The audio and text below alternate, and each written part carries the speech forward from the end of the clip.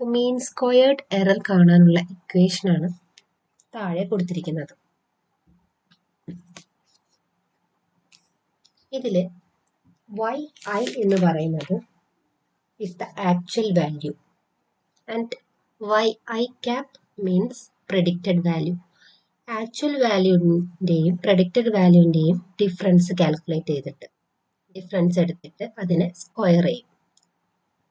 n എന്ന് പറയുന്നത് total number of data points ആണ്. അപ്പോൾ ഈ ഒരു ഇക്വേഷൻ യൂസ് ചെയ്തിട്ട് പ്രെഡിക്റ്റഡ് വാല്യൂസിൽ നിന്നും ആക്ച്വൽ വാല്യൂസ് മൈനസ് ചെയ്ത് എത്രത്തോളം എറർ ഉണ്ടെന്ന് കണ്ടുപിടിക്കുന്നു. നമ്മൾ സ്ക്വയർ ചെയ്യുന്നത് എന്തിനാണെന്ന് വെച്ചാൽ ആ ഒരു എററിന് കുറച്ചും കൂടി ഇമ്പോർട്ടൻസ് കിട്ടാൻ, ഒരു ഹൈ എററിൻ്റെ ഒരു ഇമ്പോർട്ടൻസ് കിട്ടാൻ വേണ്ടിയിട്ടാണ് നമ്മൾ സ്ക്വയർ ചെയ്ത് ഡബിൾ ആക്കുന്നത് എറർ. അപ്പോൾ നമുക്ക് MSE കണ്ടുപിടിക്കുന്നതിലൂടെ എത്ര ഗുഡ് ആൻഡ് ബാഡ് ആണ് നമ്മുടെ ഗസ് എന്ന് കണ്ടുപിടിക്കാൻ സാധിക്കും.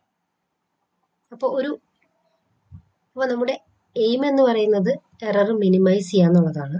അപ്പോൾ എറർ മിനിമൈസ് ആവുന്നത് വരെ സ്ലോപ്പ് എമ്മും ഇന്റർസെപ്റ്റ് സിയും അഡ്ജസ്റ്റ് ചെയ്തുകൊണ്ടേയിരിക്കും ട്രെയിനിങ് ടൈമിൽ.